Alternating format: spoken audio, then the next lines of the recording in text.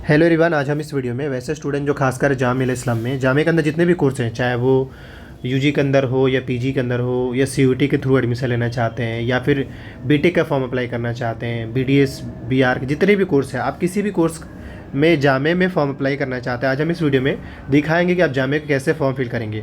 हर एक फॉर्म का फिल करने का प्रोसेस सेम ही है, बस अलग ही होता है कि आपको कोर्स चूज़ करना होता है। बाकी सबका प्रोसेस कॉमन है, अलग नहीं है। मतलब हर एक स्टूडेंट को photo, signature, thumb, academic detail upload करना ही होगा। बस फ़र्क कहाँ होता है? फ़र्क बस इस बात का होता है कि आप किस कोर्स में अप्लाई कर रहे हैं, वो कोर्स सेलेक्ट करना होता है। तो ये सारी चीज़ें। तो सबसे पहले आप गूगल पे जाएंगे और सर्च कर लेंगे JMICUE। सर्च कर लेने के बाद अगर बाय द वे आपके सर्चिंग हिस्ट्री या बाय द वे आपका जामिया का अपडेट नहीं शो कर रहा है, मतलब सिंपल बस सर्च करने के बाद आप अपने मोबाइल के एडमिशन सेक्शन में जाएंगे।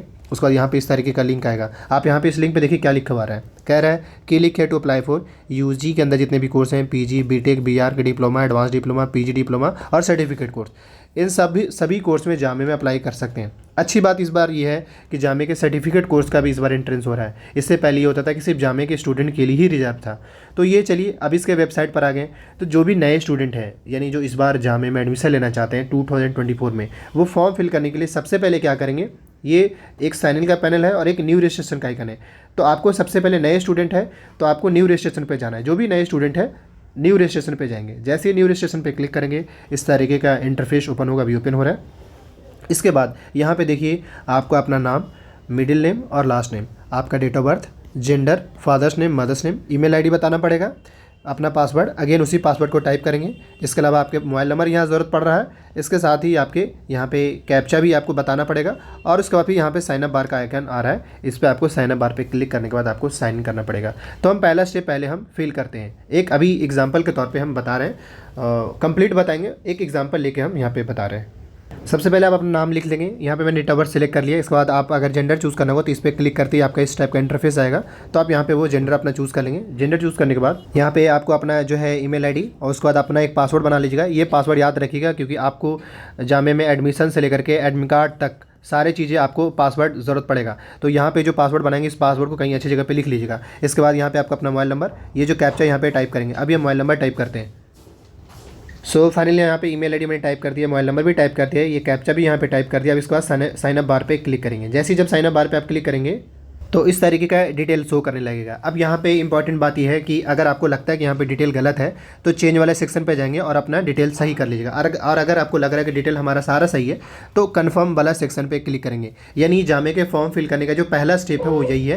पहला स्टेप में आपके फादर्स नेम, मदर्स नेम, आपका डेट ऑफ बर्थ, आपका ईमेल आईडी, आपका मोबाइल नंबर ज़रूरत पड़ा है। तो अभी मेरा सारे डिटेल यहाँ पे जो फिल किया वो सही है, तो हम कन्फर्म वाला सेक्शन पे क्लिक करेंगे। जैसे जब कन्फर्म वाला सेक्शन पे क्लिक करेंगे तो इस तरीके का इंटरफेस आ जाएगा। अब यहाँ पे पढ़िए क्या कह रहा है। कह रहे हैं यहाँ पे कि your registration for JMI application form has been accepted. मतलब आपने जो रजिस्ट्रेशन करा है वो एक्सेप्ट हो चुका है। आगे ये कह रहा है you will receive one confirmation email soon containing activation link और लॉगिन डिटेल।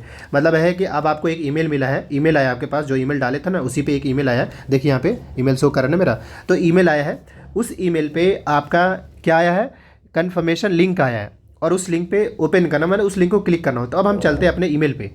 सो यहाँ पे पहली चीज़ ये ध्यान दीजिएगा कि आपके पास ईमेल एडमिन के नाम से ईमेल आया, एडमिन का नाम से ईमेल आया है और मैंने इस ईमेल को अपने ओपन किया है। और ओपन करने के बाद आप देखें तो यहाँ पे क्या लिखा है, डियर आरिफ अहमद, मतलब जिस नाम से बनाया था वो। यहाँ पे आपका ईमेल आईडी, यहाँ एक पासवर्ड है, इसी ईमेल आईडी पासवर्ड से आप लॉगिन भी होगा। लेकिन अभी यहाँ पे ये करना है कि ये आपका कोड आया है और आपके पास एक मैसेज भी आएगा, जो नंबर डाले हैं वो मैसेज भी आएगा। बट फिलहाल उस पर ध्यान नहीं दीजिएगा। ध्यान आपको ये देना है यहाँ पे, ये जो पहला जो स्टेप है, कह रहा है in order to proceed further it is essential to activate your registration.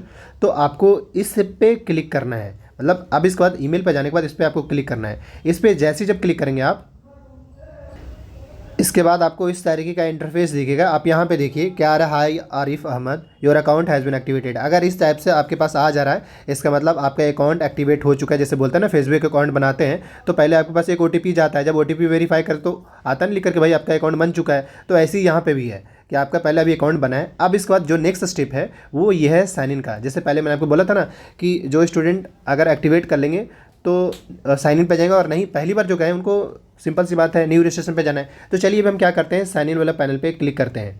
या अगर यहाँ कोई भी कन्फ्यूजन होता है, मान ली यहाँ अगर नहीं समझ में आता है, तो एक्टिवेट करने के बाद आप सीधा डायरेक्ट जो है, मान ली सीधा डायरेक्ट जामिया के वेबसाइट पे चले जाइए। जैसे मैं सीधा डायरेक्ट ना जामिया के वेबसाइट पे जाता हूँ और मैं आपको देखो यहाँ पे इस टाइप का, ये भी नहीं बल्कि हम जो स्टार्टिंग में जो वेबसाइट पे गए हम वो दिखा दे रहे हैं। जैसे आपका अकाउंट एक्टिवेट हो चुका है, अब आपको पता है कि अब आगे क्या करना है। यहाँ पे सिंपली इस लिंक पे जाना है, यहाँ पे फिर से जाना है या डायरेक्ट साइन इन पे, मतलब मैं बताना चाह रहा हूँ कहाँ जाना है वो बता देता हूँ एक बार फिर से।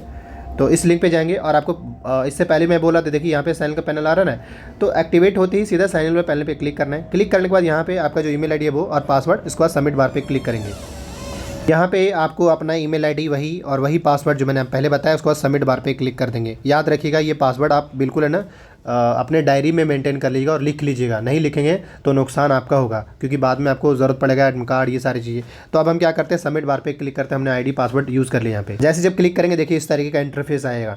यहाँ के बाद से ही आप किसी भी कोर्स में फॉर्म अप्लाई कर सकते हैं, चाहे वो CUT का हो, BTech का हो, UG कोर्स का हो या PG कोर्स का हो, आप किसी भी कोर्स का फॉर्म डाल सकते हैं। हाँ, कल एक वीडियो बना देंगे, उसमें आपको बताएंगे क्या क्या डॉक्यूमेंट लगेगा। यहाँ से हम पहले कोर्स सेलेक्ट करेंगे। जैसे अगर बाय द वे बैचलर में अप्लाई करना है तो यहाँ से बैचलर सेलेक्ट करिए, अगर किसी को BTech में करना है तो यहाँ से आप BTech सेलेक्ट करेंगे। तो जिस भी कोर्स में अप्लाई करना है, डिप्लोमा में करना है डिप्लोमा सेलेक्ट करिए, डिप्लोमा में किस कोर्स में अप्लाई करना चाहते हैं ये देखिए, यहाँ से इस वाला सेक्शन से आपको कोर्स का पता चलेगा। तो अभी ना हम सिंपल एक एग्जांपल ले रहे हैं, हालांकि अभी बैचलर्स का और मास्टर्स का एक एक दिखा देंगे। इवन अगर टाइम मिला तो CUT का भी, जैसे BBA का यहाँ पे कराते हैं और उसको प्रोसीड बार पे क्लिक करेंगे। आप चाहें तो पॉलिटिकल ज्योग्राफी कोई भी एक सेलेक्ट कर दें, उस पर क्लिक करने के बाद आपको यहाँ पे इस पर क्लिक करना होगा, तभी आगे बढ़ेंगे। इस पर जैसे जब क्लिक करेंगे इसके बाद यहाँ पे ऐड द कोर्स का ऑप्शन आ रहा है, इस पर आपको क्लिक करना है।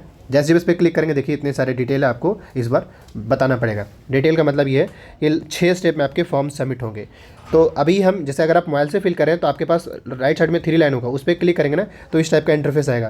तो अगर मुझे आगे जाना होगा तो सबसे पहले हम इस लाइन पे क्लिक करेंगे एप्लीकेशन डिटेल पे, और इस पर जैसे जब क्लिक करेंगे एप्लीकेशन डिटेल पे तो इस टाइप का इंटरफेस आ जाएगा। यहाँ पे आपको एक एक करके सारे डिटेल फिल करना पड़ेगा, जो भी आपका कैटेगरी है वो आपको कैटेगरी बताना पड़ेगा, नेशनैलिटी आपका बताना पड़ेगा, ब्लड ग्रुप अगर मालूम है तो बता दीजिए वरना नहीं भी कर सकते हैं, गार्जियन नेम, आपका मोबाइल नंबर, आप किस कैटेगरी से बिलोंग करते हैं वो आपको बताना पड़ेगा, एड्रेस भी यहाँ पे बताना पड़ेगा, फाइनेंशियल इनकम कितने हैं वो आपको बताना पड़ेगा, जो भी है उस हिसाब से आपको बताना पड़ेगा। अगर कश्मीरी है देन यस, मतलब कश्मीरी स्टूडेंट है देन यस, अदरवाइज नो, क्योंकि यहाँ पे उन स्टूडेंट का रिजर्वेशन भी है। अगर है तो यस, अदरवाइज नो। देखिए यहाँ पे NSS का है तो यहाँ पे उन्होंने जो है सब दे रखा है। इस बार ये आधार नंबर भी ले रहे हैं, आधार नंबर आपको बताना पड़ेगा। आप लास्ट कहाँ से, जैसे मान ली कोई स्टूडेंट UG के लिए अप्लाई कर रहा है तो उसको बताना होगा कि भाई आप 12th कहाँ से किए हैं, किस स्कूल से किए वो बताना पड़ेगा। मान ली कोई PG के लिए कर रहे हैं तो PG के लिए आपको मास्टर्स कहाँ से फाइनल हो रहा है वो बताना पड़ेगा। BTech में जैसा जो रिलेवेंट मतलब लास्ट जो एकेडमिक होगा वो आपको यहाँ पे बताना पड़ेगा। इसके अलावा ये कह रहे आप डिवाइड तो नहीं किए गए, इस सब में नो कर दीजिएगा, सिंपल सी बात है। यहाँ पे आपके फादर्स क्वालिफिकेशन बताना पड़ेगा, अगर मदर्स का जो भी क्वालिफिकेशन वो। इसके अलावा इससे पहले अगर मतलब जामिया में पढ़ चुके हैं देन यस, अदरवाइज नो कर दीजिएगा। यहाँ पे मतलब जामिया में पढ़ने के, अगर जामिया के स्टूडेंट देन यस करेंगे। इसके बाद यहाँ पे आपको अपना एड्रेस बताना पड़ेगा। अब एड्रेस में तो आप अपने हिसाब से कर लीजिएगा, मैं एक एग्जाम्पल के तौर पर मैं एड्रेस, जैसे अभी सिंपल सी बात है, आपका हो सकता है हाउस नंबर हो तो उस हिसाब से अपना हाउस नंबर चूज़ कर लीजिएगा। हम अभी सिंपली जामिया का एड्रेस डाल रहे हैं, जामिया नगर का डाल रहे हैं, और अपने हिसाब से जो आपका है वही डालिएगा। ये जो आपका पोस्ट ऑफिस होगा पोस्ट ऑफिस बताना पड़ेगा। इसके अलावा ये है कि किस स्टेट में है वो बताना पड़ेगा, तो आप जहाँ से वो अपना डाल दीजिएगा। और ये बेसिकली एड्रेस हो जाएगा यहाँ पे। इसके बाद आपको पिन कोड भी बताना पड़ेगा और साथ ही आपको यहाँ पे मोबाइल नंबर बताना पड़ेगा। ये अब इसके बाद ये डिटेल डालने के बाद आपके पास ऑप्शन है, आप अगर दोनों एड्रेस सेम है तो इसी पे ही क्लिक कर दीजिएगा। इस पर जैसे जब क्लिक करेंगे तो सारे डिटेल एज इट इज आ जाएगा। मतलब ये कि परमानेंट और कॉरेस्पॉन्ड दोनों सेम है तो सेम पे क्लिक कर दिएगा, ताकि ज़्यादा डिटेल फिल करने की ज़रूरत नहीं पड़ेगा। तो एक बार क्रॉस चेक करके हम सारे डिटेल फिल कर ले रहे हैं फिर से दोबारा से। तो हमने जो है डिटेल फिल कर लिया, नाम ये सारी चीज़ें, और इसके बाद जो है डिटेल फिल करने के बाद अब यहाँ पे सेव एंड प्रोसीड का ऑप्शन आ रहा है। अब आपको इसको सेव एंड प्रोसीड वाला सेक्शन पे क्लिक करेंगे, मतलब सारे डिटेल फिल करने के बाद आपको सीधा सेव एंड प्रोसीड वाला आइकन पे क्लिक करना होगा। जैसे जब इस पर क्लिक करेंगे, पहला डिटेल फिल करने के बाद देखिए मतलब पहला स्टेप यानी एप्लीकेशन डिटेल में आप देखा जाए तो क्या क्या ज़रूरत पड़ा था, तो आपका नाम, आपका फादर्स नेम और आपका एड्रेस प्रूफ चाहिए था, और कहाँ से पढ़े वो चाहिए था। अब इसके बाद यहाँ पे क्योंकि आप किसी भी कोर्स में, ऐसा नहीं है मतलब सारे कोर्स का तो एक ही प्रोसेस है, तो यहाँ पे आपके फ़ोटो लगेंगे और आपका सिग्नेचर। तो हम यहाँ पे फ़ोटो अपलोड करने का आसान तरीका ये है कि पहले चूज़ फाइल वाला सेक्शन पे क्लिक करेंगे। जैसे चूज़ फाइल वाला सेक्शन पे क्लिक करेंगे आपके फाइल में हो गई। अच्छा, यहाँ पे क्या है आपके लिए, आप जानते हैं डॉक स्कैनर नाम का एक ऐप आता है, उससे आप अपना फ़ोटो स्कैन कर लीजिएगा और सिग्नेचर उसी से स्कैन कर लीजिएगा। आसानी के तौर पे आप खुद से भी फॉर्म फिल कर सकते हैं। तो अभी हम इसके बाद जो है यहाँ पे और आपको पैसे भी थोड़ा कम लेंगे। तो चूज़ फाइल पे जाने के बाद हम पहले फाइल सेलेक्ट कर लेते हैं अपना फ़ोटो। हमने जो है फ़ोटो इस वाला सेक्शन में सेलेक्ट कर लिया है और इसके बाद अपलोड वाला बटन पर क्लिक करते हैं।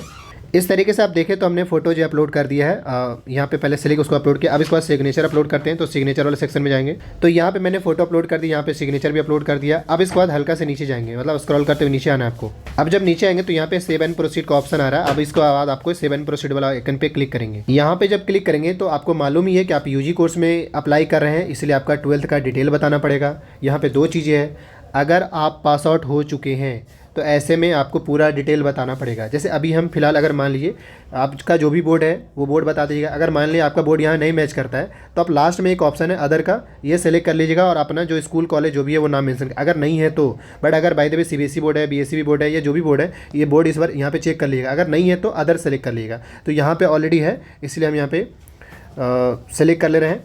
इसके बाद जो है कौन सा ईयर पासिंग है, अगर 24 में पास है तो कोई प्रॉब्लम नहीं है, बट अगर 23 में 22 में पास आउट हो रहे हैं तो ऐसे केसेस में आपको उस कॉलेज या स्कूल का नाम, आपका रिजल्ट वो बताना पड़ेगा, कितना मार्क्स ऑब्टेन किया था, ये सारी चीज़ बताने के बाद इसके बाद आपको यहाँ पे सेव एंड प्रोसीड का ऑप्शन आएगा, नेक्स्ट वाला सेक्शन पे जाएगा। अच्छा, यहाँ पे 2 बातें हैं। अगर आपके पास जैसे पास आउट हो चुके हैं तो आपको मार्कशीट भी अपलोड करना पड़ेगा।